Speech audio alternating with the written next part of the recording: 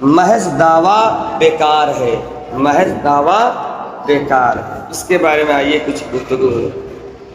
عیون الاخبار میں ہے کہ حضرت شقیق بلخی رحمۃ اللہ تعالیٰ علیہ فرماتے ہیں لوگ 3 باتیں محض زبانی کرتے ہیں مگر عمل اس کے خلاف کرتے ہیں۔ کیا؟ ایک یہ کہ وہ کہتے ہیں کہ ہم اللہ تعالیٰ کے بندے ہیں لیکن کام غلاموں جیسا نہیں کرتے بلکہ آزادوں کی طرح اپنی مرضی پر چلتے ہیں۔ کل اس پر جو بات ہوئی تھی لگ بھگ اس سے ملتا جلتا ہے۔ ہم کیا کہتے ہیں؟ ہم کہتے ہیں نا کہ ہم اللہ کے بندے ہیں۔ بندے کا ایک مطلب غلام بھی ہوتا ہے۔ غلام کا مطلب یہ کہ ہم آپ کے تابع ہیں، آپ کی فرما برداری ہمارے اوپر ضروری ہے، یہ معاملہ۔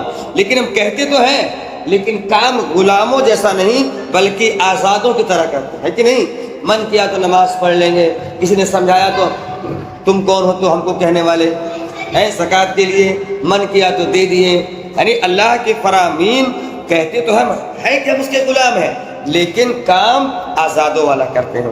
اور دوسری بات یہ کہ ہم کہتے ہیں کہ اللہ تعالیٰ ہی ہمیں رزق دیتا ہے لیکن ان کے دل دنیا اور متاع دنیا جمع کیے بغیر مطمئن نہیں ہوتی اور یہ ان کے اقرار کے سراسر خلاف ہے۔ بتائیے اگر ابھی پوچھا جائے ہر مسلمان سے پوچھ لیجئے رزق کون دیتا ہے، جواب کیا ہوگا؟ اللہ، لیکن جو ہے اللہ کی فرما برداری نہیں ہو رہی۔ اللہ کا یہ کہنا ہے کہ تم حلال کماؤ میں اس میں برکت دوں گا۔ لوگ کیا کہتے ہیں؟ نہیں صاحب آج کے دور میں جب تک ادھر ادھر نہیں کریں گے خرچہ نہیں چلے گا۔ اس کا مطلب اللہ پر بھروسہ نہیں، اپنی محنت اور کوشش اور اپنے دماغ پر لوگوں کو بھروسہ ہے۔ تو یہ بھی گویا کہ انسان صرف دعویٰ کر رہا ہے لیکن اس کی دلیل جھوٹی ہے۔ تیسرے یہ کہ آخر ہمیں مر جانا ہے مگر کام ایسے کرتے ہیں جیسے انہیں کبھی مرنا ہی نہیں، ہے کہ نہیں؟ ہمیں سے کون ہے جو یہ کہے کہ صاحب ہم کو نہیں مرنا ہے؟ تو ہے مرنا لیکن کسی کچھ دن کی زندگی کے لیے نہ پوچھے، بےایمانی ہے، دھوکہ دھڑی ہے، گناہ ہے، ہر چیز انسان کھلے طور پہ کر رہا ہے۔ تو بات ہے کہ نہیں سمجھنے والی؟ 3 چیزیں ایسی جس کا دعوت انسان کرتا ہے لیکن عمل اس کے خلاف کرتا ہے۔ اے مخاطب یعنی کہ اے سننے والوں، ایسا کہہ رہے ہیں اے مخاطب ذرا سوچو تو صحیح، اللہ تعالیٰ کے سامنے تو کون سا منہ لے کر جائے گا اور کون سی زبان سے جواب دے گا جب وہ تجھ سے ہر چھوٹی بڑی چیز کے متعلق سوال کرے گا۔ ان سوالات کے لیے ابھی سے اچھا جواب تلاش کر لے تاکہ اس وقت شرمندگی نہ اٹھانا پڑے۔ فرمان الہی ہے واتقوا اللہ ان اللہ خبیر بما تعملون، سورہ حشر کی آیت نمبر 18۔ اور اللہ سے ڈرو، بے شک تم جو کچھ کرتے ہو اللہ اس سے آگاہ ہے اور خبر رکھتا ہے۔ پھر اللہ نے مومنوں کو سمجھایا کہ وہ اس کے احکامات کو نہ چھوڑے اور ہر حالت میں اس کی وحدانیت کا اقرار کرتے رہیں، ہے کہ نہیں؟ اطاعت الہی کا ثمرہ، اب رب کی فرما برداری کریں گے تو اس کا فائدہ کیا ہوگا؟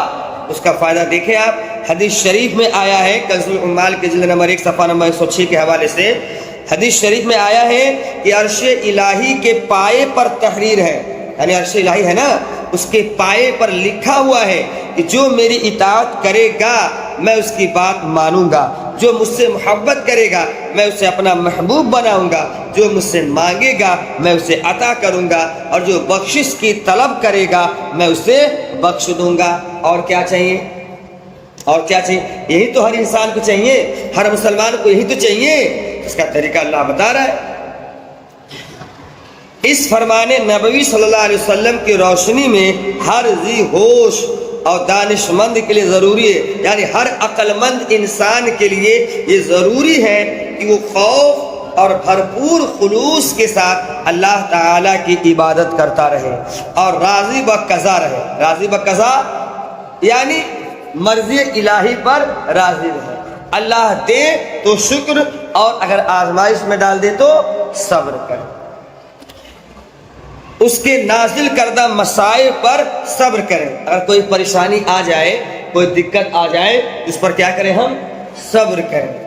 اس کی نعمتوں کا شکر کرتے ہوئے کم و بیش پر قانع ہو جائے، یعنی کم یا زیادہ جو بھی نعمت ہے اس پر ہم قناعت کرنے والے ہو جائیں، اسی پر ہم جو ہے توکل ہے اللہ کا، ہمیں اسی پر بھروسہ رہے۔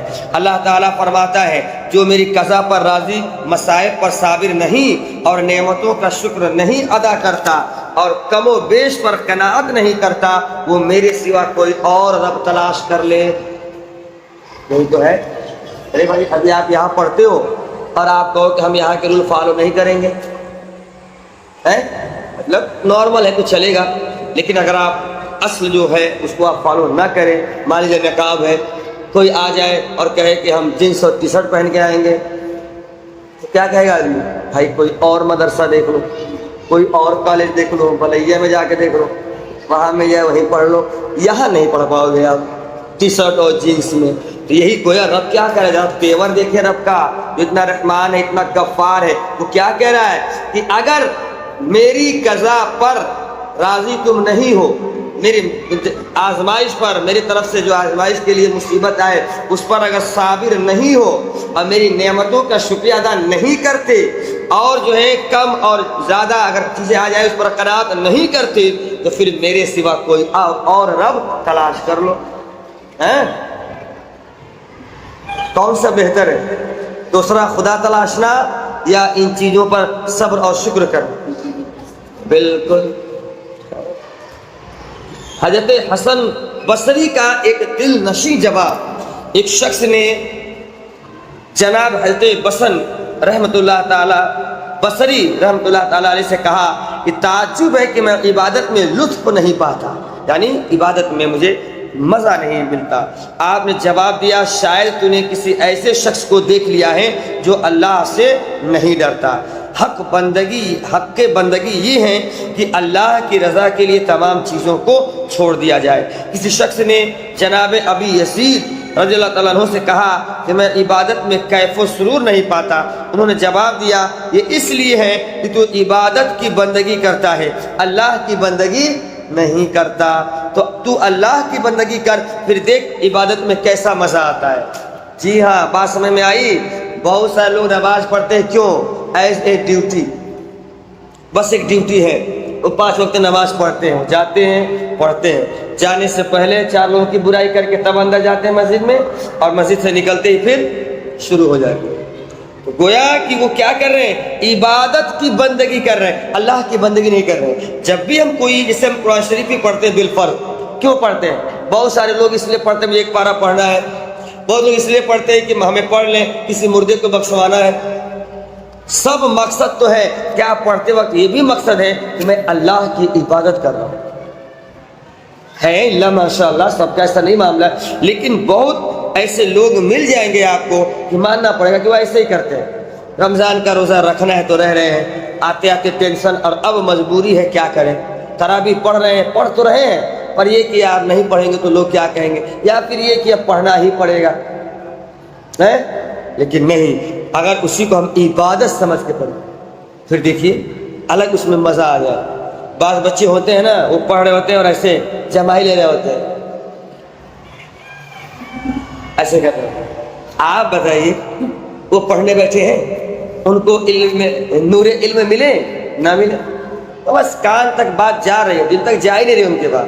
اور ایک ہوتا ہے دلچسپی، ایک دم پڑھیا، ہم ہی پڑھائے، پڑھانے والا کوئی پڑھائے ایسے مری حالت میں، تو کیا سمجھ میں آئے گا؟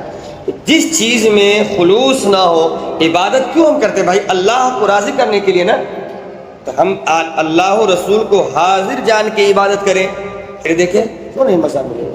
کبھی رات کی تنہائیوں میں اس لیے پڑھ کے دیکھیں کہ اللہ کتنا میرا غفار ہے، کتنا رب پیارا ہے، اس کی رحمتیں کتنی پیاری ہیں، مجھ گنہگار، مجھ جیسے نکمے پر اللہ کا اتنا کرم ہے۔ ایسے سوچ کے دیکھیے، آنکھیں نم ہو جائیں گی، اور پھر دیکھیے وہ سکون ملتا ہے۔ ابھی ہمارا کیا معاملہ ہے؟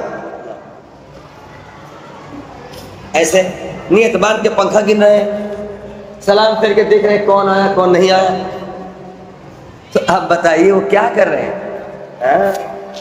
تو ہم کیا کر رہے ہیں؟ عبادت کی بندگی کر رہے ہیں، اللہ کی بندگی نہیں۔ اللہ کی بندگی کر کے دیکھیں عبادت میں کیسا مزہ ملتا ہے۔ اللہ کی عبادت یا مخلوق کی عبادت؟ اللہ اکبر، سنیے، غور کریے، دیکھیے آپ۔ ایک شخص نے نماز شروع کی ہے نا، ہاں، نماز شروع کی، جب ایاک نعبد پڑھا تو اس کے دل میں خیال آیا کہ میں خالصتاً اللہ ہی کی عبادت کر رہا ہوں۔ غیب سے آواز آئی تو نے جھوٹ بولا ہے، تو مخلوق کی عبادت کرتا ہے۔ تب اس نے مخلوق سے قطع تعلق کر لیا اور نماز شروع کی۔ جب پھر اسی آیت تک پہنچا تو وہیں دل میں گزرا، پھر ندا آئی تو اپنے مال کی عبادت کرتا ہے۔ اس نے سارا مال راہ خدا میں خرچ کر دیا اور نماز کی نیت کی۔ جب اسی آیت پر پہنچا ایاک نعبد تو پھر خیال آیا کہ میں حقیقتاً اللہ کی عبادت کرنے والا ہوں۔ ندا آئی تم جھوٹے ہو، تم اپنے کپڑوں کی عبادت کرتے ہو۔ اس وقت اس بندے خدا نے بدن کے کپڑے کے علاوہ سب کپڑے راہ خدا میں لٹا دیے۔ اب جو نماز میں اس آیت پر پہنچا تو آواز آئی کہ اب تم اپنے دعوے میں سچے ہو۔ ہم بھی ایسا ہی کریں۔ دیکھیے الگ الگ بندوں کے الگ الگ امتحانات ہوتے ہیں، ہے نا۔ دیکھیے یہاں بتانا یہ مطلب ہے کہ حکم تو ایسا ہے لیکن ہم ایسا نہیں کر سکتے، تو کم سے کم اس کی فکر تو کم سے کم نماز میں نہ رکھیں۔ ہم نماز میں ہیں اور ذہن ہمارا مارکیٹ میں ہے، ہم نماز میں ہیں دماغ ہمارے گھر میں، ہم نماز میں ہیں اور دماغ ہمارے کھیت میں۔ جلدی نماز ہو، اس کے بعد وہاں جانا ہے، پھر وہاں سے وہاں جانا ہے، وہاں سے وہاں جانا ہے، اور اسی اسنا میں ایاک نعبد و ایاک نستعین ہم کر رہے ہیں۔ اب بتائیے عبادت کس کی ہو رہی ہے؟ ایاک نعبد پہ جب پہنچے تو دم دل کہے مولا سچ میں تیرے سوا کسی کی عبادت نہیں کرتا۔ اس لیے میں کہتا ہوں آپ سے کم جتنا آپ پڑھتے ہو اس کا ترجمہ بھی دیکھو۔ جو نماز میں ہم پڑھتے کم سے کم اتنے کا ترجمہ دیکھ لیں، دیکھا تو یہ تھوڑا سا ٹائم نکال کر بات سمجھ آ رہی کہ نہیں؟ ہاں، نصیحت پر غلام کو آزاد کر دیا۔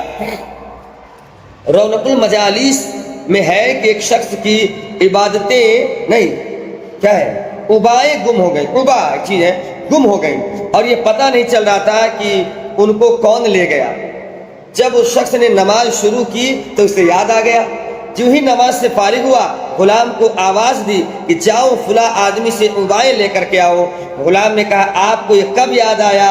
اس نے کہا مجھے نماز میں یاد آیا۔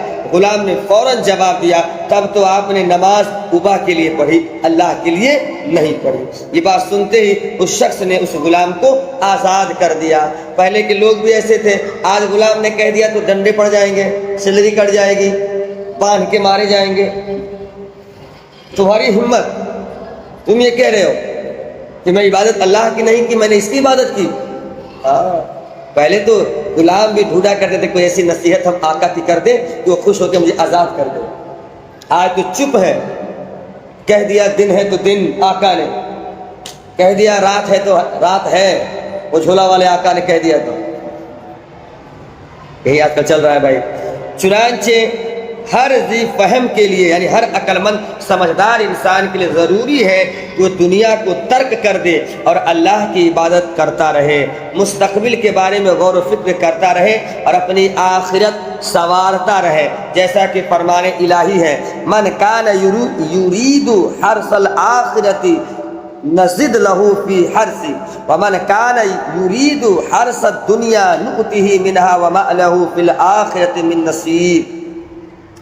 ترجمہ، جو شخص آخرت کی کھیتی کی فکر کرتا ہے تو ہم اس کی کھیتی زیادہ کرتے ہیں، اور جو شخص دنیا کی کھیتی کا ارادہ کرتا ہے ہم اس میں سے کچھ دیں گے اور آخرت میں اس کا کچھ حصہ نہیں۔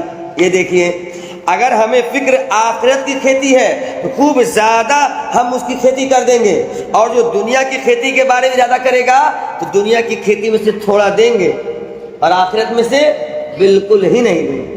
یعنی ایسا بھی نہیں ہے کہ چلو آخرت میں تو دنیا ہی اچھے سے مل جائے، نہیں، آج دنیا میں بھی کم ہی دیں گے، یعنی اس کے دل سے آخرت کی محبت نکال دی جاتی ہے۔ اس لیے حضرت ابو بکر صدیق رضی اللہ تعالیٰ عنہ نے حضور صلی اللہ علیہ وسلم کی ذات پر 40,000 دینار اعلانیہ، 40,000 دینار پوشیدہ خرچ کر دیے تھے، یہاں تک کہ ان کے پاس کچھ بھی نہیں باقی رہا۔ حضور اکرم صلی اللہ علیہ وسلم اور آپ کے اہل بیت دنیا اور اس کی خواہش سے مکمل پرہیز کرتے تھے، اس لیے حضرت فاطمہ رضی اللہ تعالی عنہا کا جہیز صرف مینڈھے کی ایک رنگی ہوئی کھال اور ایک چمڑے کا تکیہ تھا جس میں کھجور کی چھال بھری ہوئی تھی۔ اور بھی کچھ تھے، بیسک یہی چیزیں۔ بات سمجھ میں آ رہی کہ نہیں؟ بات بس یہی بتانا ہے کہ انسان غفلت نہ برتے اور صحیح معنوں میں اللہ کی عبادت کرے، ورنہ انسان اپنے دعوے میں کیا ہے؟ جھوٹا ہے۔